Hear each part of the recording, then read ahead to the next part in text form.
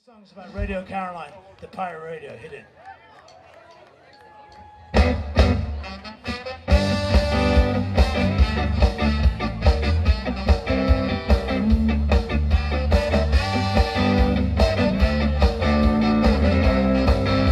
There was a boy I used to listen to the radio late into the night with the volume up and the night sound low. Turning into the night, we used to call it Caroline. Every Sunday night, I'll listen in midnight to two. No one had to know. Now we're all alone, just me and you. So as an attitude way, I heard her sing just like yesterday. Listen to the radio, pirate radio. Tell me about the pirate radio.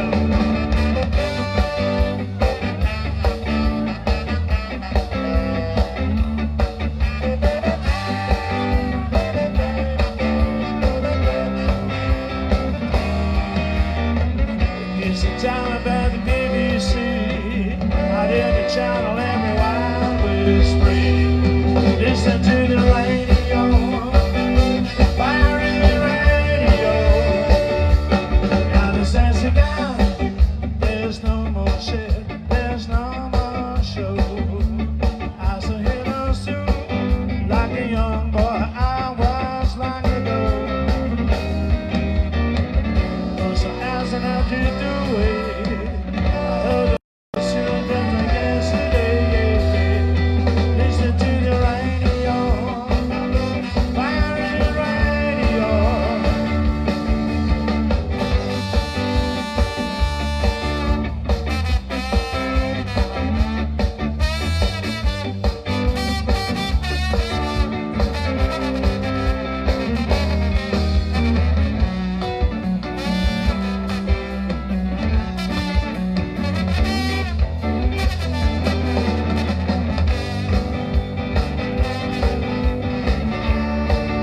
When I was a boy, I used to listen to the radio late into the night with the volume up and the lights down low. Tuning into the night, we used to call it Caroline. Listen to the radio, pirate radio, pirate radio.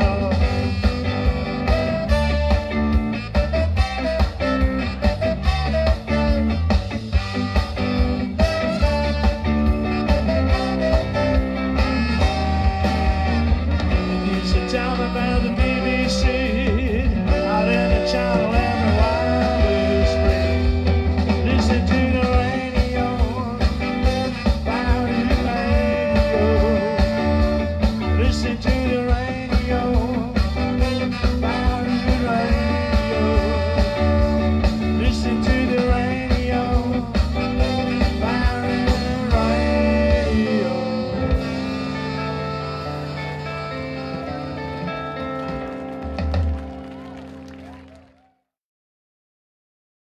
Hey, what's going on, everybody? Welcome to another Ska Talk with Mr. Kingpin. I am your host, Johnny Bravo, and today with us we have a very special guest. We have with us Rob Hingley, Bucket from the Toasters. Good evening. Yeah, what's up, KP? Thanks for having me on your show. Should I refer to you as Johan Pumpernickel or No, that's the other guy. your alter ego? That jerk. We don't talk about him. So how's it going?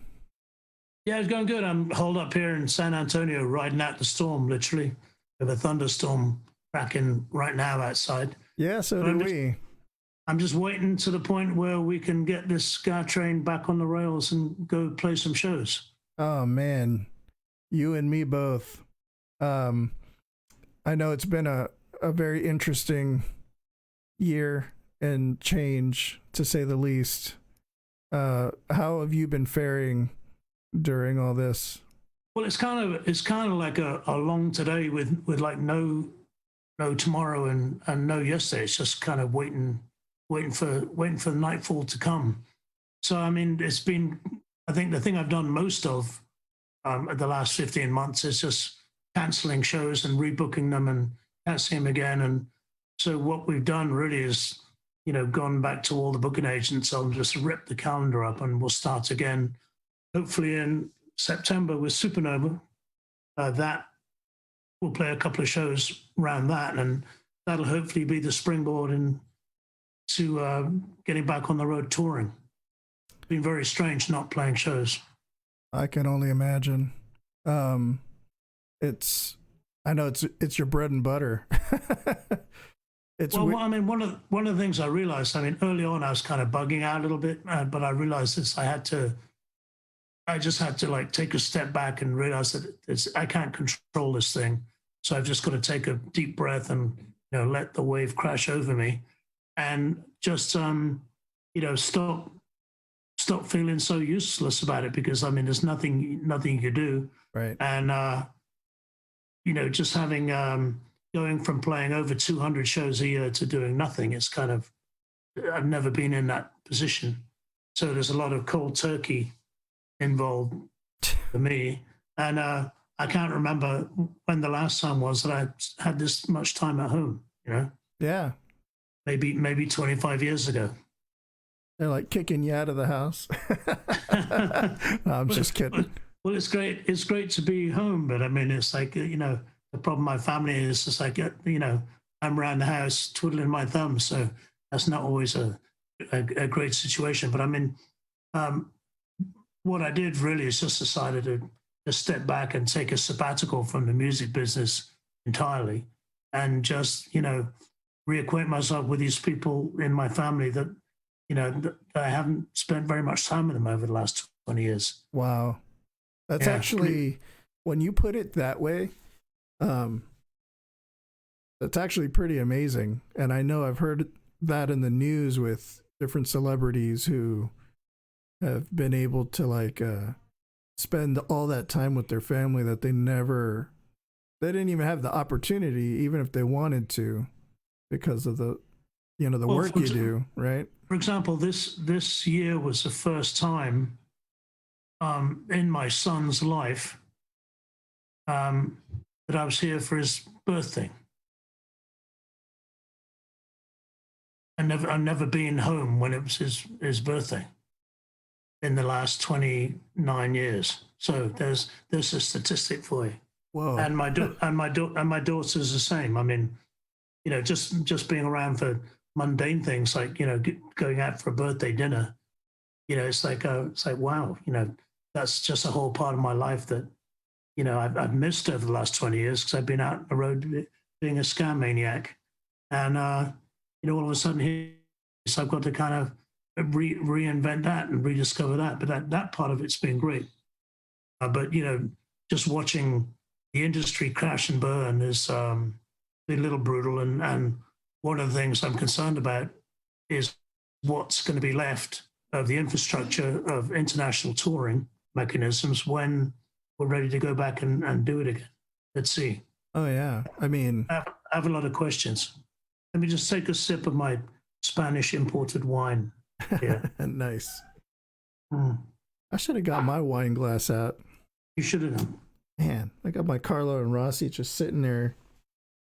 Call up that guy Sandro from the wine bar. Maybe he can deliver you some around the house. Oh, good old Sandro. Didn't that place close? Isn't he opening another one? Yeah, they closed the location, but he's still doing a lot of stuff, and they're still making their wine. Mm-hmm. I'm sure they're going to reopen Checkered Past in some form or fashion after we get through this pandemic. But it's like, if he can do everything he does with the wine and without the storefront, I know he's like delivering and people get it sent to them. And so it seems like he's still doing pretty good. Yeah, you have to find a way. You have to find a way to do that. I mean, and one of the things I've been doing to keep busy is just kind of reissuing a whole bunch of like, classic toasters designs. So I mean, well, you pick one up, the NYC Ska shirt. So that was a good project for a couple of months. And one of the other things I've done is I've got the guys from Enemy Inc. in Florida to open up a Moon Ska shop, because a lot of people have been asking me about those designs. So those are available now. If I was intelligent, I'd have the link for you, but people can just look it up, I suppose, use Google. So it's great to see those designs back. Yeah. But I mean, for me, it's not going to be the same until I'm standing on the stage with a guitar in one hand and a beer in the other, Yep. That's when normalcy will return, but hopefully in September. That's what we're hoping for. We will hopefully be hanging out together in September. I can't wait for that. So it's funny you bring up the Moon Ska merch. So how did that come about? Because obviously Moon Ska Records, for everybody over 25 or under 25, to give the it's the revered label that Buck started that really kicked off the American ska craze. At least you were a huge part of creating the infrastructure for ska to just kind of blow up early on. Yeah, well, that was what it was. I mean, one of the things about Moon is a lot of people don't understand that it was more than a label. It was a network, and Moon was set up as an artist co-op. So it's basically a 50-50 split between the artists and the label, which is why the label never had any money. All the money we ever had was like tied up in money owed to us by distributors who had a handy way of going out of business before they paid you. But so that was the trick. But what we did is we tried to find like-minded souls all around the country, and I'm not talking about just in the major population areas like Chicago. The Chuck Graham was up there doing his thing with some people like LA. But we would try to find a band in every single town and bring them into the network, either, try to release a record for them or put them on a compilation, which is a great way of like getting bands known. The Skamageddon compilations we did was, broke so many bands that way. People may not have taken a chance buying a whole album from a band they didn't know, but everybody would spend $10 to pick up a comp with like 30 bands on it or whatever, so they could check everybody out.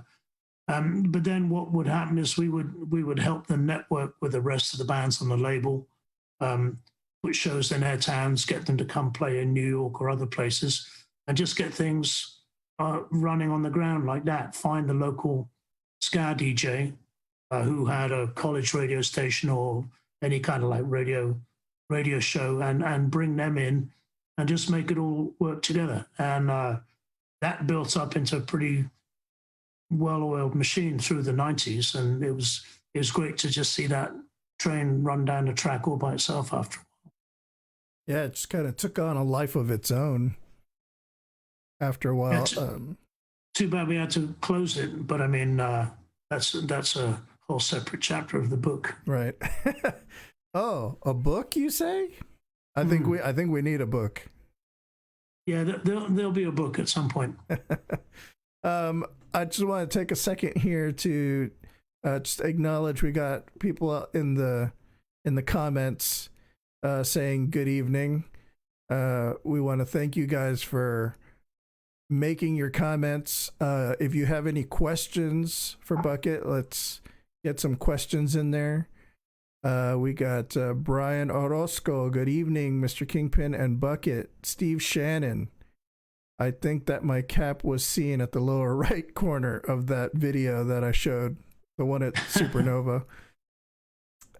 Chad Roger, Karen Conrad, just Ryan Parker in Austin, Annie Clements in Washington, D.C. So we're glad you're here. Ray Vargas in California wants to have a ska scene barbecue post COVID. You know, I was he the guy that was he the guy putting up the pictures of the pulled pork? Yes. On the last couple of, I want to go see that guy. Yes, I just told him yesterday that we Send totally me your address, Ray Vargas. He's actually the bass player on my album. Oh, no shit. Okay, Yeah. Well, good. There you go. So you're going to meet him. Then he has no excuse. Yeah, we'll have to barbecue in September, right? You got that, Ray? We're barbecuing. Annie Clements, let's see here. Patrick D. Turner. When you come to Toronto, Cathal Flynn Post is when you come to Toronto, the first beer is on me. Yeah, they, at least, but not that water he likes to drink. It's got to be a real beer, Cathal.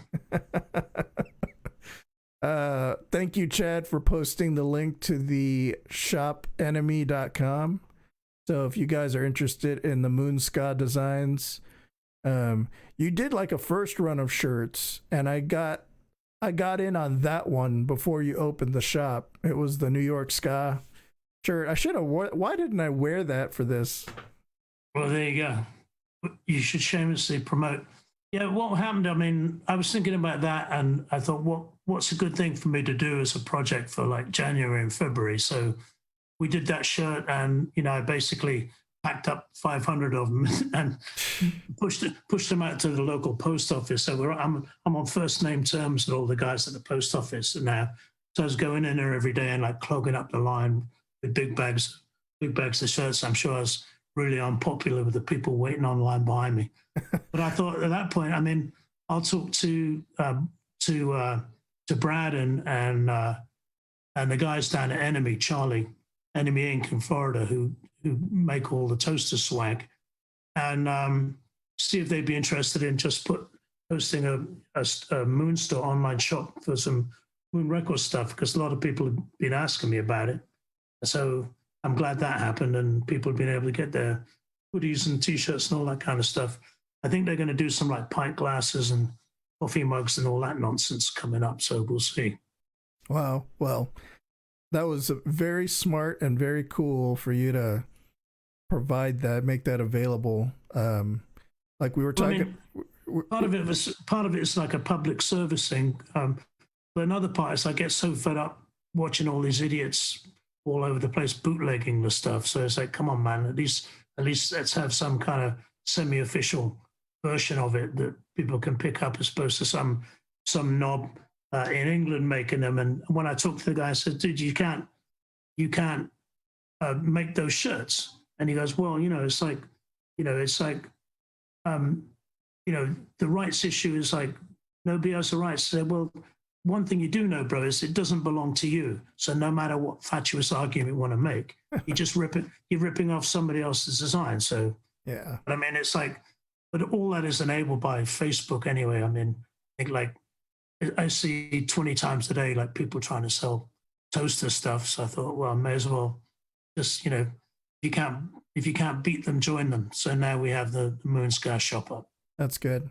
And then for those that might be wondering, is in terms of the being able to officially release these, this is a whole different thing than any of the music, like the designs. When we closed Moon Ska in 2000, in order to be able to like liquidate the company, you have to. I have to say, well, I won't do business again as Moon Ska Records, but that's got nothing to do with memorabilia, right? And so, but I mean, a lot of people have asked, what's the chances of like reissuing some of those old Moon comps, like This Are Ska or the Skamageddon compilations, California Ska Quake, some of those great classics. But the issue there is like, since we're not under contract with any of those bands any longer, it's not possible to take their tunes and stick them on a record, because that's what the bootleggers do. And it's just not physically possible, I think, to recreate the licensing agreements with the bands to enable that to happen. Nor really would I think I want to try, because Moon Records was Moon, and it was a great time, and that's the way it's going to stay. If I do something else, it'll be something new. Yeah, exactly. you don't want to be the George Lucas of ska and go and create new iterations, or you have to leave the legacy of Moon Ska as it is. And when we closed the label up, it was a very difficult time because at that point, pretty much all of the major independent distributors had gone bankrupt or been forced out of business. And when EMI bought Caroline, who was pretty much our last major distributor, and said, well, anybody on the label with whom you're doing less than $1 million worth of business every year, they drew a line on a piece of paper and said, anybody under this line is gone. And so what happened overnight, they sent us back all the stuff they'd ordered. I mean, product they'd ordered like a week before. So we had something like $500,000 worth of stuff just showed up in a truck and basically totally killed our cash flow. So the choice was whether to try to struggle on through 2, 3, 4 years, try to get over that hump, or just quit while we were ahead. And based on what we'd already seen with, the file sharing, I mean, Napster was the signal for what was going to happen. So yeah, I saw the writing on the wall in 1998. So it's just not possible to have gone past that point and, put good money after bad. So unfortunately, we had to put Moon Records to bed. But what a great run that was. It was a great run, and I have a lot of Moon CDs still. I remember one of the big compilations that I absolutely loved was the Scarmageddon. Yeah, well, that the whole idea of that was, I'd been toying with having like a sub-label, which we did later with the Ska Satellite series, but it was just a way really to showcase all this myriad of bands that the Toasters would play with these guys when we're going around the country, and everybody wanted to put a record out, and number one, we didn't have the resources to do that, and number two, a lot of the bands weren't really ready to put an album out because the material maybe wasn't that great for an album release, but every band had one good song, and so the idea there was to take that good song and stick them together on a monster 2 or 3 CD package with 30, 40, 50 other bands, and have that as a calling card where they could be a part of that and get out to so many more people who would buy that package and listen to them that never would have had a chance to listen to them otherwise. So it definitely served a great purpose there. Yeah, I really missed the compilation.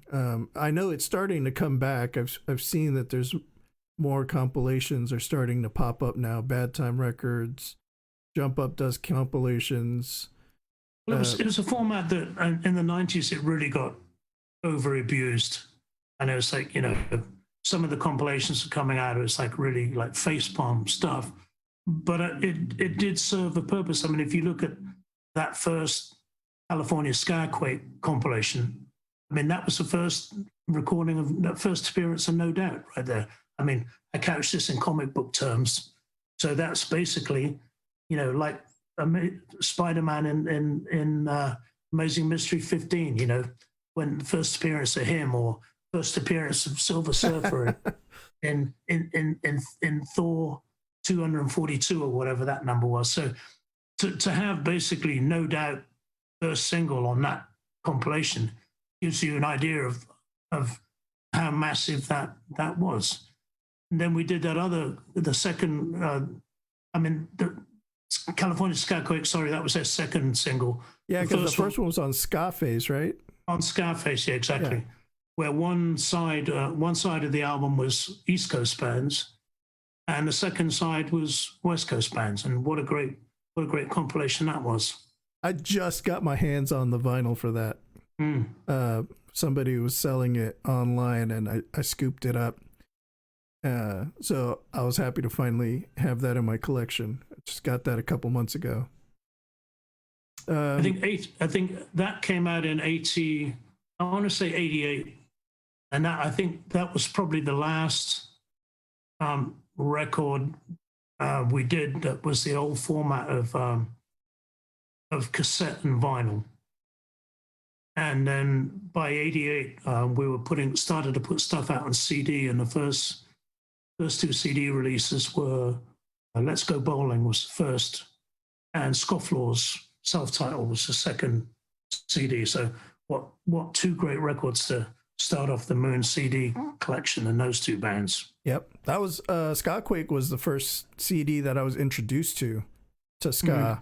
And what was great about that compilation too was that it ran the gamut of all the styles were represented in there. So I got to find out about Hepcat at the same time that I heard Skank and Pickle. Yeah, really. And Annie Clemens puts in here that crucial DBC song, "I'm Giving Up." That's really a good tune. That was a really good tune. Yeah. Let's see. We have a couple. Any fun stories from the recording of the Live in London record? Love the energy on that album. That's from Ryan Parker. Well, that was recorded over 2 nights in London at what's the name of the club? It was just off. It's off Tottenham Court Road, and funnily enough, it was right across the road from Forbidden Planet, where I used to work in London back in the late 70s before I came to the US. So that was like a hometown gig, and we didn't know that we'd been issuing some records through Moonscow Europe at that point. Lowell Pryor, who's the West Ham football hooligan I was telling you about earlier, and that was recorded on 24-track. What was the format? It wasn't digital, but it was like it was like on digital audio tape, and so we got the chance. Yeah. We got the chance to do a live record, but then mix it, because it was 24-track separation. So we're able to like mix it and get rid of some of the flubs and move things around. So that was great. But I mean, when I listen to that record now, it's like, holy crap, did we really used to play those songs that fast? But I guess we did. We're all hammered on that record, really, really hammered. You got to chalk that up to stage energy, like. Yeah, and it was a good vibe. We had Dr. Ringding guest starring on that tour. We did 10 days in England with him. So that was just a great time. But I think 1998, that was the Toasters basically firing on all cylinders that year. Yeah. Well, I know that was part of a world tour that after that we actually went to Japan after that. And but we'd also recorded that Christmas album that year in between tours. I think we went in the studio, and in 4 days we rehearsed, recorded, and mixed 9 tunes, 4 of which were originals. Wow. In a 4-day period.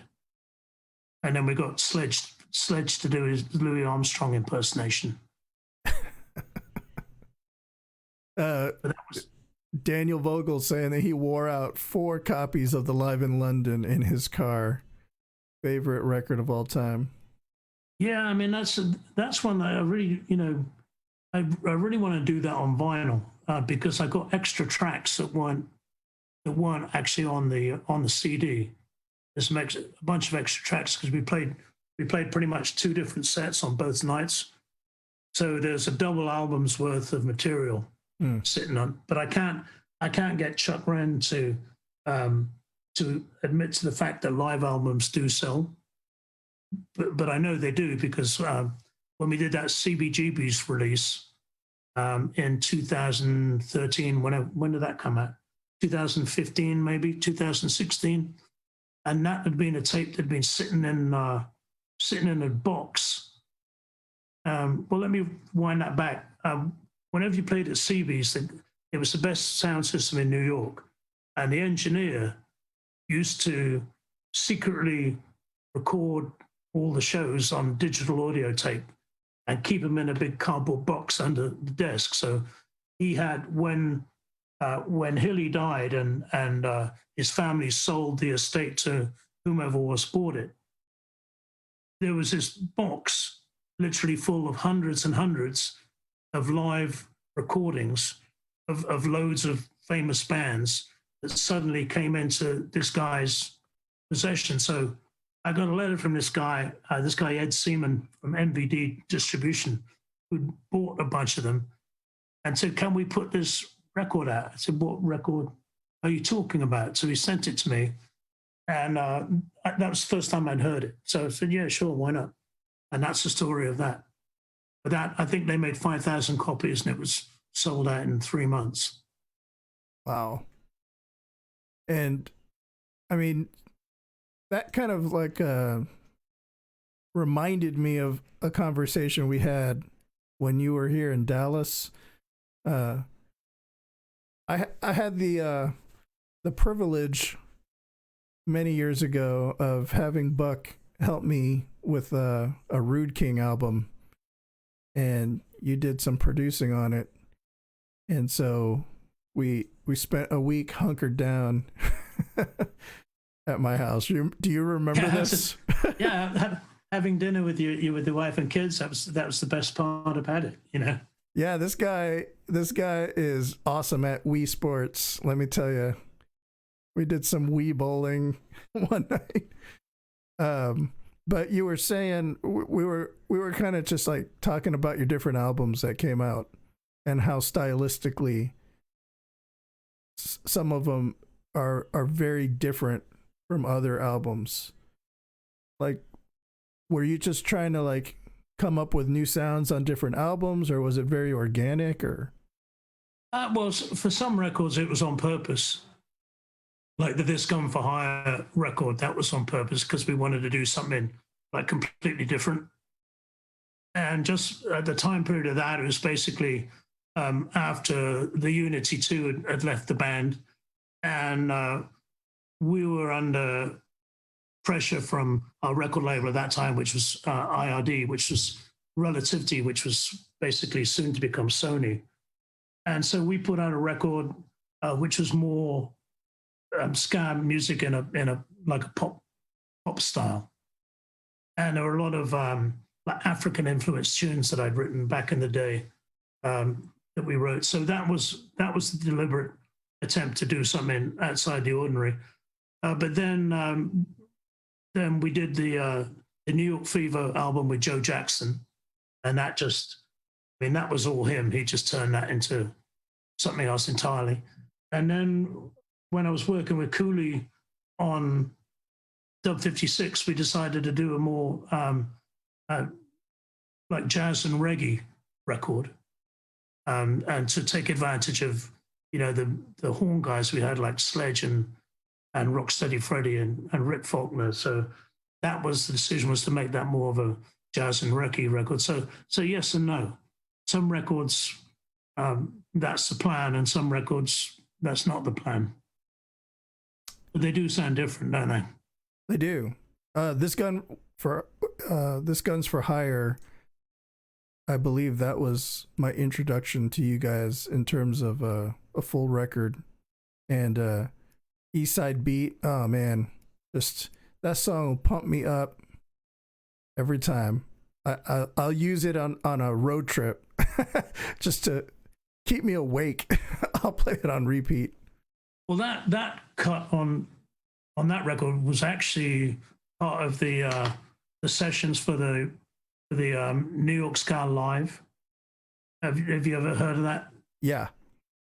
And what happened there is there's this guy Joe Massett, who was the guy who made Dance Craze, the two-tone movie, and he was in New York, and he'd come in Forbidden Planet, and so we just had this idea of doing a New York version of that, and so we hired the Cat Club, which is like a big, one of the premier venues in New York at that time, and I got this guy, Steve Remote, a buddy of mine, who had a recording truck, so we could park outside with 48 track capacity. And then on the night, the video crew never showed up, and so we ended up just making a live album out of it instead. So that was the one that got away. Man, I never did find out what happened to that guy. So I'm going to backtrack here a little bit. We got Steve Shannon said that Shannon Chambers wants to remind people that Toaster's hot sauce are available also, that they taste better when purchased at a show. Well, I'm going to have to get a show so I can sell you one. I have, at the moment, I have neither. We need the show to get the hot sauce. Yeah. I have a collection of hot sauce. Are you still working on my hot sauce? Pico de Bravo. The Pico de Bravo. Yeah. I mean, you'd make a great, I mean, Mr. Kingpin would make a great hot sauce. You should just talk to my guy out at Danny Cash Hot Sauce in Colorado. He'll make you one. Oh, that would be really cool. The Mr. Kingpin hot sauce. There you go. And make it spicy. There you go. Let's see here. We got. Let me check here because there's people talking. I wish that the videos from the Crow's Nest on top of that post at 930 F Street would have. Oh, come on. I can't read it. Would have been saved and released. So that was something that you guys filmed. I don't know if we did that, but I think the sound guys at the old 930 Club, they used to, I mean, very much like the guy at CB's used to DAT everything on the sly. The sound guy there filmed it, but who knows what happened to that? Maybe the rats ate it. I don't know. Oh man, that club had, you could sit in the dressing room and they had these like hot water. It was like an ancient building, and when you loaded out the back, there was a door across the alley, and that was the door that John Wilkes Booth ran out of after he'd assassinated Abraham Lincoln in whatever theater that was. So that was a historic neighborhood. But that's how long that club had been around. And in the dressing room, you could sit there and you could watch the rats running along the hot water pipes in the dressing room. We used to call it the Rat Superhighway. Anybody who played in the old 930 Club will know what I'm talking about. That's cool. That's really cool. We got, let's see here, Dub 56 Epic from Werner Maschig. It looks like you sold Michael Creets that live album and told him that they were almost gone and they'd be a collector's item. Now I know the rest of the story. I'll have an IPA. I'll have an IPA ready for you on the next time we meet. At least, yeah. Someone Werner's asking about any chance of a reunion with past members. Has that ever come up? Well, I'd have to dig some of them up, unfortunately. Yeah, I mean, I thought about doing that, but that's a yes and no. Okay. I mean, you know, past members is just a part of the. We did a couple of those at the Wetlands back in the day, which was like really quite successful. But something like that, I mean, I'm more concerned about getting the band up and running and playing a couple of normal shows before doing something like that. But I mean, it's not off the table. Who knows? Everything is possible. Right. I mean, your touring lineup right now is all over the place, right? Yeah, well, that's one of the things that's kind of really holding me back doing anything in this downtime because I don't have a band in San Antonio. There's a couple of guys here I work with, Gilbert on T-Bone and Johnny Kay on drums, but I don't have a full band and I don't have a rehearsal room and I don't have a studio at the moment because it's all closed up because of COVID. So Mr. COVID has really put the dampers on everything essentially. Yeah. You know, and it's like really not really possible to fly anywhere to do anything with people until everybody's got 2 jabs in the arm, which will be next Friday for me. But then, you know, that'll be a watershed. I mean, after we've got enough people vaccinated, then we can start to get this thing back on the road, hopefully. So at least, I mean, we see the end of the tunnel at the moment, whereas before we didn't.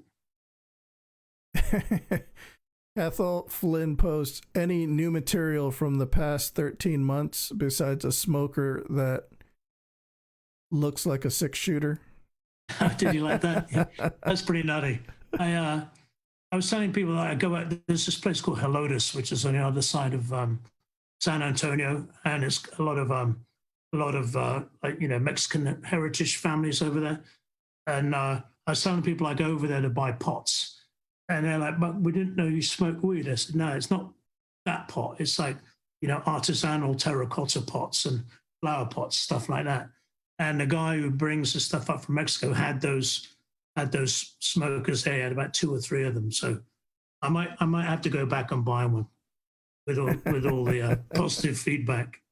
But I was like, holy smokes! I was over there with my daughter, and we were like laughing watching that. But Cathal, yeah, I've got, like I was telling John, I've got like a whole bunch of half-written songs on bits of paper in the back pocket of my jeans. But some have been written.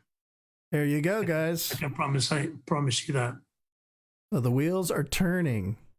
And slowly.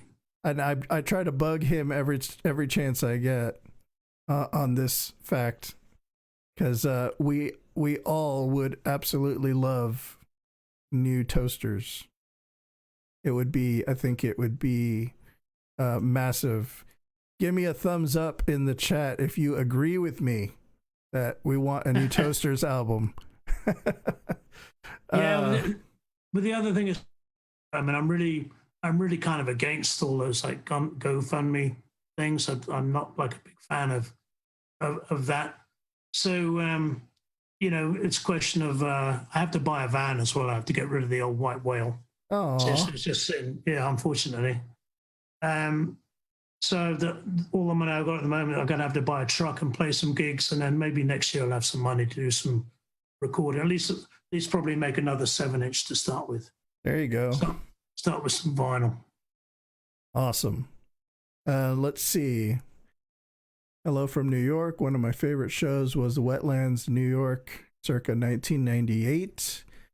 If I miss any of your comments, just know that after this live, the video continues, and Buck can go back in and answer your questions too if I miss something. Let's see. Ryan, First Toasters was Ska Against Racism tour at Emos in Austin in 98, along with a bunch of bands. That is also the first time I saw you guys live, was Ska Against Racism in Dallas. Yeah, well, what a great tour that was, you know. Oh man, it was like just an instant. You get to see everybody. That was like the supernova of 1998. All-star cast. We have to give Supernova a plug, of course. Of course. Because September 17th through the 19th in Hampton, Virginia, Fort Monroe, is Supernova International Ska Festival. So we hope for those that have already bought their tickets and planning to go, it's so far it's looking good for outdoor events. Tim says that it's looking positive, that they're not seeing any problems in terms of like the municipalities with an outdoor ticketed event. So that's good news so far. Get those jabs in your arms, everybody. That's right. Let's see. Let me jump back to. I also don't want to miss stuff that we were talking about. Yeah, because we were kind of like after the Moonska thing. You obviously later on you started Megalith, and it had quite a few releases for a couple years. But what are you doing with Megalith now? Well, Megalith's kind of on the back burner. It's I kind of got fed up putting out records for bands that like break up and just leave me with like big piles of their releases clogging up my garage, or Jeremy Patton's garage, more like. So Megalith at the moment is more a conduit for putting out Toaster's back catalogue. And as strange as it might seem, even at Moon, I knew all of the Toaster's catalogue in print in all formats at the same time. So I'm talking now like vinyl and cassette again, of course, and CD. So that that in itself is a struggle because I mean I make vinyl, but people keep buying it. So it's much easier to sell it than it is to make it in terms of time. And strange though it sounds, I'm actually making vinyl in Europe and bringing it across here because it's cheaper. Oh wow. And quicker. Well, you know, there a lot of shops closed down, right? And so it's only been in the last couple years that they started opening back more pressing plants in the US. Yeah, that's been slow. But the other thing was that I mean, unfortunately, you know, the mainstream labels jumped on it, and now all the plants are making like Michael Jackson picture discs that you can buy for $9.99 in Walmart or whatever, all this bollocks. So it's kind of like created a bottleneck where a lot of the indie projects are kind of like held off because these plants would much rather do like 10, 20,000 print runs of all this rubbish and sell LPs now for $40 I've seen. So that's all kind of got like a little ridiculous. But there's a great plant outside Czech Republic where I think that company Pirate Press does a lot of their printing there. So I go through Czech Republic, well, normally, touch wood, I get through Czech Republic like once or twice a year. So I just go pick the records up when I'm there. And half of them come back to the States and half of them sit in a barn in Holland where all my stuff is stored, European stuff.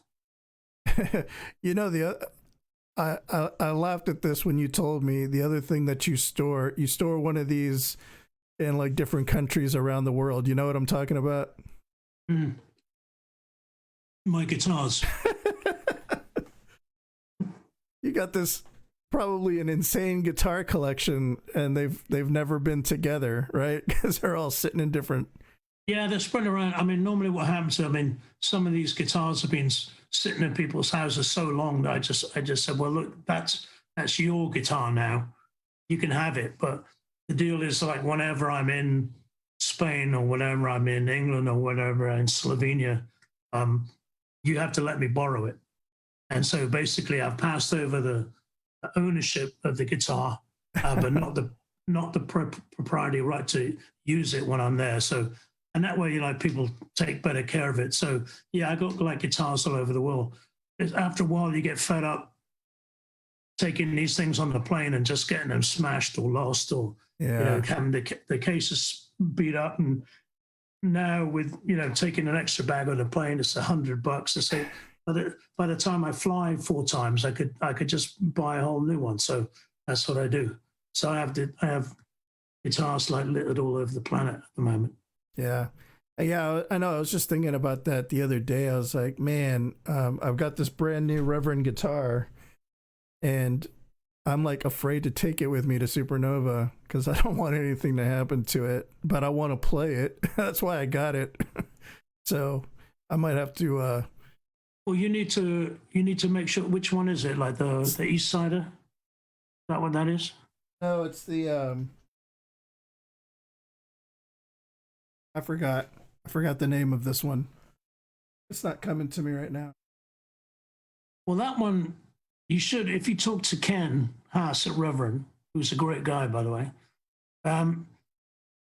he should have like a fitted case for that, which is kind of like round on the bottom. So it doesn't have the corners. The problem with a lot of guitar cases, particularly like the rectangular ones, is like when they drop on the corners, that's what shivers the seams. But when it's rounded on the bottom and fitted, I take those on the plane all the time, no problem. Yeah, I'm gonna have to do that. I don't know why I didn't do that to begin with. Okay, so let's see. We got here. We got some people looking forward to Supernova. Unfortunately for us in Canada, our government has pooch the vaccine rollout. Pooch the vaccine rollout. We will be landlocked for some time. That's unfortunate. Yeah, I know that there was problems with that with Planet Smashers. I think they're not able to come to Supernova because of that and other stuff too. It's getting crazy. Like going to play shows in Mexico is like not possible at the moment. Yeah, which is a drag because I really like going down there. One of the best ska scenes in the world at the moment, I think. But it's all, I mean, if the prospective governments of all our countries had just taken this shit serious from the get-go and just did what they had to do and right at the beginning, none of this would be happening. Here we are in like what, second, third, fourth, fifth wave of this is because they just keep fucking it up every time. It's incredible. I mean, and Europe now, where you think the Europeans would be a little bit more sensible than the Americans, but they've really messed it up. And I'm sorry to say that even fucking that idiot Boris Johnson has done a bit better job than the Germans, for example. You think the Germans would have their shit together, but no. So I don't know what happened there. I really don't.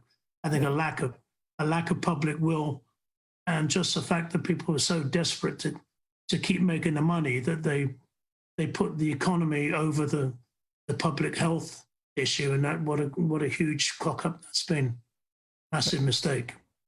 Yep. I mean, we are, and I think we understand that very well being in Texas. Oh well. Yeah, that's a whole other subject. But back to the music, what's your favorite brand of guitar for playing ska? Well, I used to pretty much play Telecasters, Fender Telecasters for a long time, and a Strat. But I mean, for the past 3 years, I've been playing Reverend guitars, and his guitars are just qualitatively streets ahead of the Fender product. So I've just been using. I think I got like six Eastsider Tellies of various places all over the world. I've actually got to write down. I can't remember where one is, so I'm going to have to call a few people and ask them if they got it. It's been so long, I forget where I've left them all. Well, yeah, you got to keep track of that. but Reverend Guitar Company, if you're a guitar fan and you haven't checked out their product, you should definitely get a hold of one and play it. Yeah, awesome company. I think it's the double OG. Oh yeah, that's what this one is. Mm-hmm. Yeah. So labels. I know you talked about Megalith. Really, you're using Megalith to be able to try to get all the Toasters albums out at the same time now. You know, how do you see their role right now in terms of, especially the ska labels that are releasing stuff right now? Because it seems like we have like a short stack of labels that are concentrating on ska, that Happy People, right? Jump Up, well, you know, Bad Time Records. Fortunately, Jump Up's still there, and what's been great about Chuck is that he found a formula and stuck to it, and that's really kept his head above water. But as we were saying earlier, I mean, the whole role of the record label in the music industry has been irreversibly altered, and how the industry used to run back in the day is that the label would create a back catalogue and use the back catalogue to sign and promote new artists. And that's how you had labels, like real boutique labels like Motown with Berry Gordy, and Island Records, Chris Blackwell, even more major concerns like Atlantic Records and their soul catalogue that they had from Atlantic and Lava, or Stax Vault, really labels with identity where you could pick up a release from them and know kind of what you're getting before you even listen to it. To have that kind of like that seal, that stamp, that cachet on it. But what's happened now? I mean, all of the visionary people who started these labels have now sold them or been kicked out from them, and the labels are being rolled into companies like Polygram, who bought Island and bought Motown and just liquidated the labels. But we had a run-in with a Polygram guy. What was his name? Danny Goldberg, who wanted to buy Moon Records in 1998, and we turned him down because I knew what he was going to do was just basically cherry pick the label and keep maybe 4, 5, 6 bands off it, and everybody else would have been toast. You know, their records would have gone onto the shelf, and that would have been the end of the line for all those bands. I mean, as it happens, I mean, you know, 2 years later we had to close the label. So maybe I should have taken his $2 million. Who knew? But it would have been blood money. It'd be Right. like you selling one of your kids to somebody. You know what I mean? And I just couldn't do that. Which is a test. My wife was pretty mad that I didn't take the money, but I just couldn't do it. And I think that's a testament to your dedication to the music and not just trying to make a buck off of all these bands. I mean, gosh, I don't know many people that would have turned that down on principle.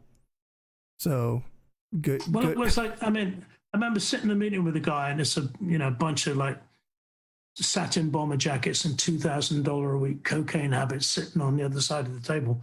And I said to one of the guys who's supposed to be the production manager for Polygram Group, which was like Mercury is one of the labels we're talking about. And I said to the guy, how much does it cost you to make a record? What's your unit cost on a record? And he didn't know. So he had to call his plant manager in Indianapolis, where they're making the records, and that guy didn't know. And I was like, man, if you don't know how much it costs to make a record, how can I possibly give you a 51% controlling interest in my label if you don't know what the price of a fucking CD is? It's insane. So all these people were just like really looking to, at that point it became clear to me that they were just going to cherry pick the label. And that would have meant that all the other like 120 releases had all been toast, and I wasn't ready to let that happen. Yeah. Wow. Yeah, they were just capitalizing on the big third wave boom. Yeah, pretty much. Yeah. But I mean, if he scuttled Island and he scuttled Motown, then Moon Records had no chance whatsoever. So that was pretty clear to me. Yeah. These guys are like just vultures. They're not interested in music. It's just a bunch of lawyers and accountants running the business now, which what I call the bean counters. But all the visionary cowboys like Berry Gordy, like Chris Blackwell, they're all gone. You know, there's nobody like that in the music business anymore. At least not at major labels. Not made. Yeah. Now you see that more with the like your Chuck and all these guys that are doing this now without the major support, but it's still very well. They found a way to basically have a level of production that's sustainable, that they're not trying to do something that they can't, and not trying to basically take it to the next level. I mean, of course, we were trying to do that with Moon Records in the 90s and break bands, which we did to a certain extent. Got a lot of bands on MTV, got a lot of bands out touring nationally. But I wasn't prepared to like sell my soul to the devil, if you want, to do that and, you know, and promote. Yeah, the Toasters would have been one of the bands that would have been picked and promoted. But that would have been at the expense of 100 other bands that had just been thrown in the meat grinder, and that would have been the end for them. Crazy. Yeah, that's the music business for you, though. Yeah. Speaking of music business, the business of touring, what is I guess obviously we don't know when things will open up, but what's your kind of plan, or what are you guys talking about in terms of the future? Well, the plan is, at the moment, there's no plan. I mean, I think we're going to play Supernova in September and put a couple of regional dates around that in the Northeast. And then I'm booking some dates in England, actually, of all places, in October.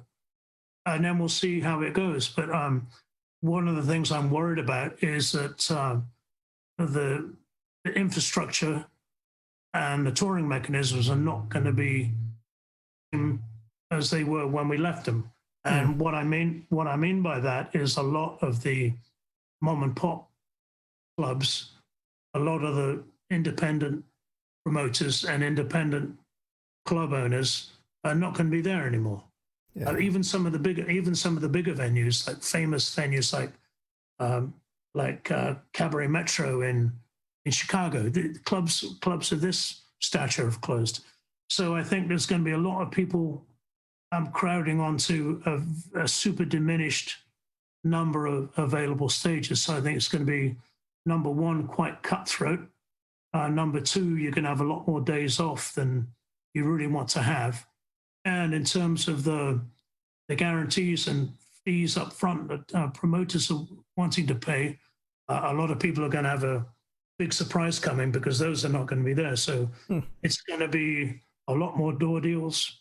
There's going to be a lot more risk, even more than before, put onto the artists. So people are going to have quite strong backs to deal with what's going to be facing them in the future. And I'm quite concerned about it, frankly. And then especially a lot of bands are not going to be able to tour. Yeah. And then in a climate where they can't do full capacity to begin with. Well, I think now, I mean, I was talking with Scott over at Three Links. Yeah, Three Links, and he said he's at 75%, but that's everywhere. It's not like that, and some places, I mean, in Europe, for example, most of the countries are just on full on lockdown at the moment. So we're in April now, but October's only around the corner. So some things are going to have to change very drastically, and I'm worried that we're reaching the point now where all the anti-vaxxers and people who don't want to get vaccinated are going to mess it up for the rest of us. So at what point do you say, well, you might have to say, well, you have to have a vaccine now, because if we don't get to 75, 80% of vaccinated people, the COVID variants are just going to keep bossing the show. Yeah. And it could be years before it returns to normalcy. Well, so sobering thoughts for sure. But we do know, even if, it's impacted like that, that bands are going to find ways, even in their limited capacity, to share their music, to get out in front of whatever crowd that they're able to safely. And I'm sure you included. And it might be rough, but hopefully with time, sooner than later, things will look a little bit more normal. It's a little different for the Toasters, because when I saw what Napster had done to the music business in 1998, when I saw those P2P platforms come out and basically the back catalog sales drop like they'd fallen off the face of the cliff, I knew at that point, I said, wow, that's how the music business is going to be. So at that point, we kind of moved the Toasters away from being a band spending money on recording records and distributing them to a band that I took that money and I took the band to Japan. I took the band to Australia and South America and Europe and Russia. And so we basically created an international touring footprint. And that's what kept us going through most of it. But now COVID has conveniently managed to mess that up. So it's going to be a question of how quickly we can reconstruct that. But not many bands did that same thing. Yeah. Some people are sharing a couple memories here. We used to have to look in the back of local newspapers to see who was going to be playing locally. Used to send postcards with upcoming dates. What has been the biggest challenge while trying to keep up with the changing musical and promotional delivery methods? Wow, that's a good question. There's too much of it, basically. There's too much of it. I mean, there's so many bands self-promoting, and quite frankly, a lot of bands who are not at the level where they should be wasting people's time like that.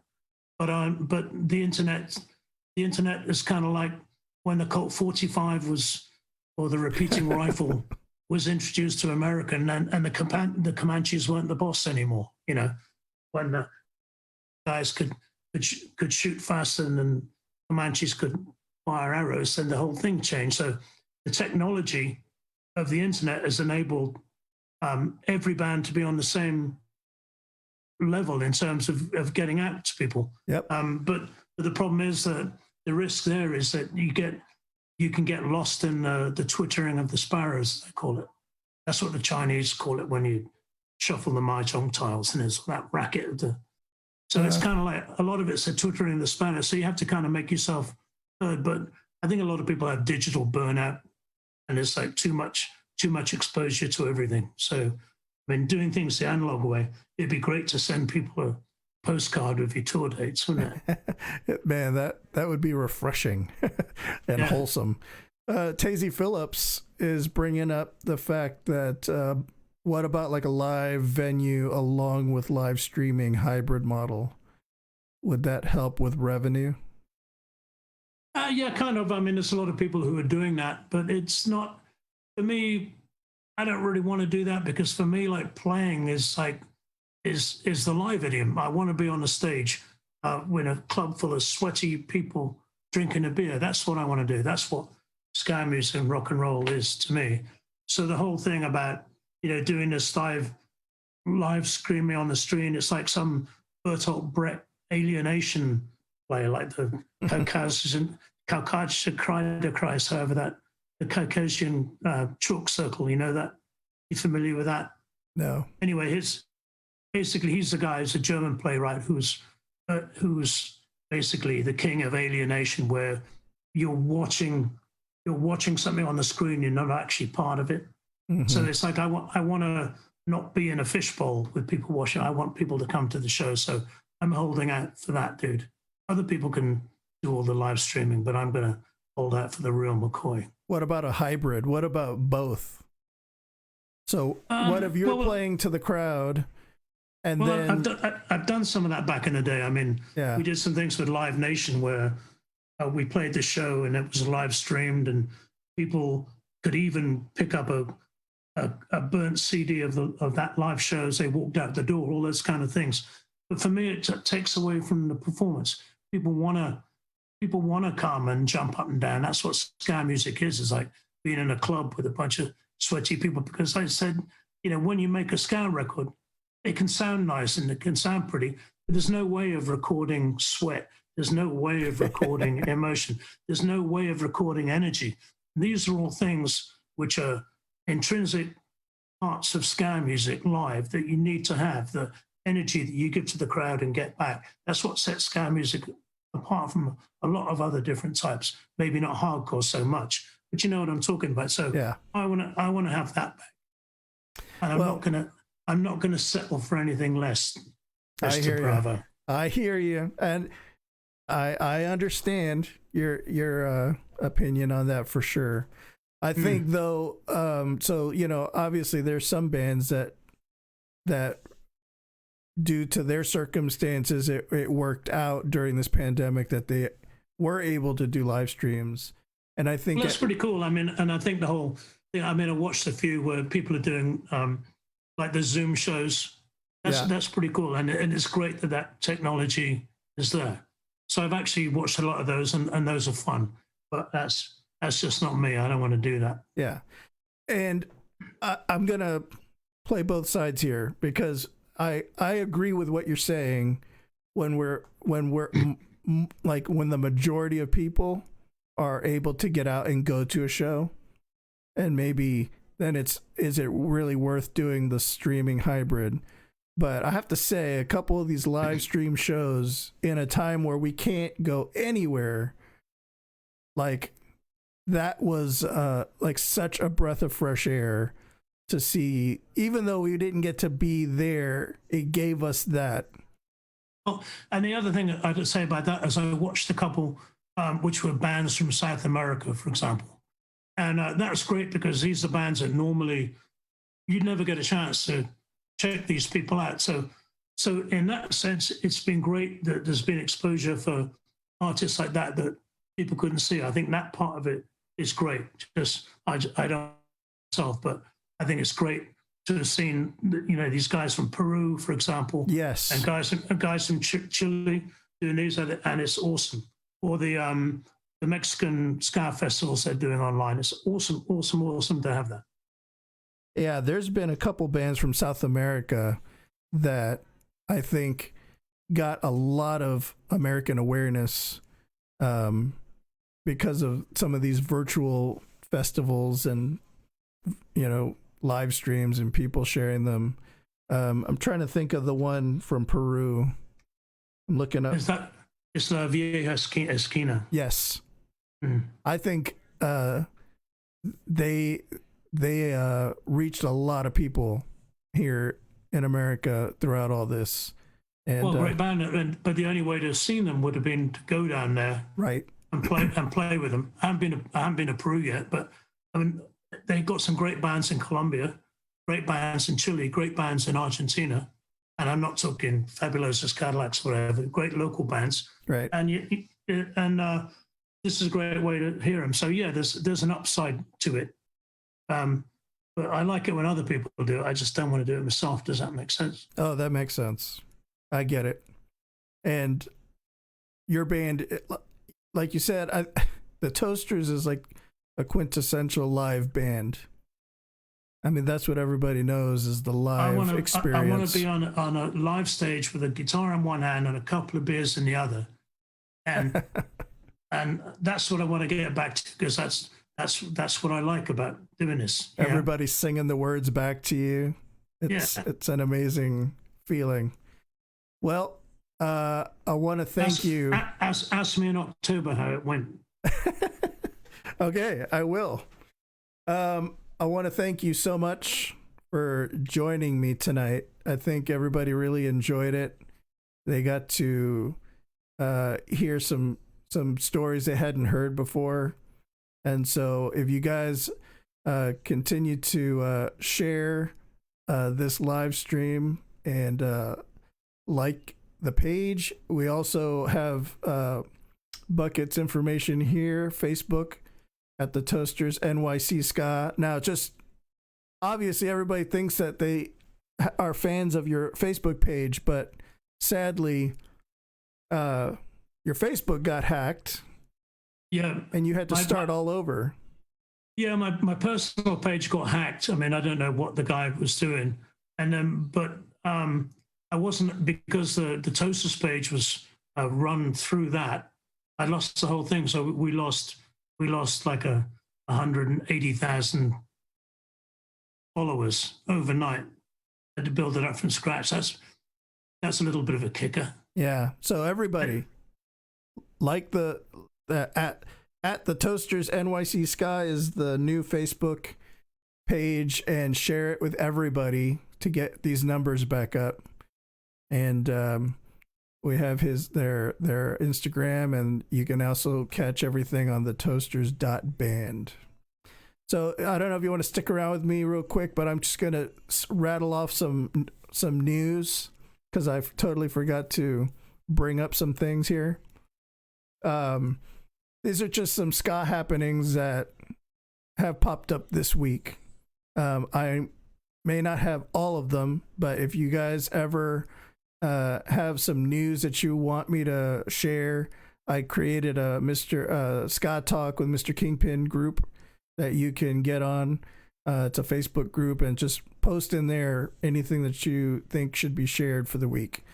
But this week, the Prize Fighters out of Minneapolis, really good trad ska rocksteady band, they're doing a video mini series called The Prize Fighters Take 3 at Live at Future Condo studio, and it started today, the 23rd.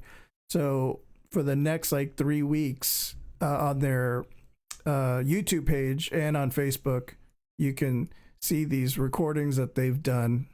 So on May 7th on Bandcamp, they're going to release all the tracks live, make it a live album, including some unreleased music, a Ska Scorcher cover of the Trini Lopez tune, What Have I Got of My Own. So you guys can find that. I'm going to I'll throw it in the link, copy. And then while I'm doing that, the next little bit of news, let me see if that works. Okay, next little bit of news, Fish Dance. Have you heard of Ska Fitness, Buck? I was watching that the other day. It's pretty funny. Yeah, that's pretty cool. So she's been around the mod scene for a long time. That girl. Yeah. In fact, I just realized I saw a picture or something that she shared where she was in Chicago back in 04, 05. I was like, oh man, I potentially could have met her when I was living there. They had like a really huge mod scene in Chicago around that time. A girl called Des Kiss was involved in that, and her friends. So that was really big scene there. So I think that photo comes from that era, I think. Yeah. 2003, 2004, I'm thinking. Yeah. So she hinted at this last week on the Ska Talk, but there's new music from Greg Lee and Alex Desire of Hepcat, and it is for a graphic novel called Tobaloth of Goon Holler. It was released with a 6-song downloadable from Bandcamp, and this is Parker Jacobs of Yo Gabba Gabba and other and Go-Go 13 and other projects like that. They did a graphic novel, and so they have this soundtrack that goes with it. And she was asked to make a Ska Fitness video for this Fish Dance. So she came up with the routine, and you can catch that now on her Facebook page. And then you can catch the graphic novel at the link that I'm about ready to send. So check that out, guys. All right, real quick, Ska Dream. So Jeff Rosenstock from Bomb. Jeff Rosenstock, he did a complete re-recording of his 2020 album, No Dream. And he did a complete re-record all in ska of an album that he did this last year. So it started off as a fun kind of goof among friends, and eventually they kind of seriously thought about doing this. So I know that there's plenty of Jeff Rosenstock fans out there that would be interested in checking that out. I'm sure most of you have already checked it out, and I just posted a link to that. And then we have a new podcast series that is called the first episode of Ska Boom Stories. So it's a new podcast series that's going to highlight people's stories and anecdotes from all 19 chapters of the Ska Boom and American Ska and Reggae oral history book. That's actually available now for pre-order. And even though they're focusing on the boom of the late 70s and early to mid 80s, which Buck is probably heavily featured in this book, I'd imagine. I didn't do an interview with those guys, so. Oh, no? No, so it's probably people talking about me, but not me talking about myself. This was, okay, well, that's too bad. But he's Mark Wasserman is the author, and he's doing a companion podcast series. I'll have to be a companion volume at some point. And that is the ska news that I have. Again, Buck, thanks for taking the time to give us some insights and what you're seeing. Anytime.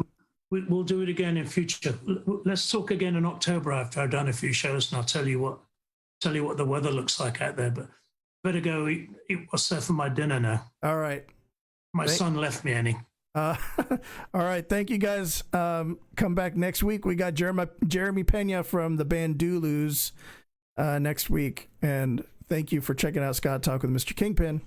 See you later. Thanks, guys.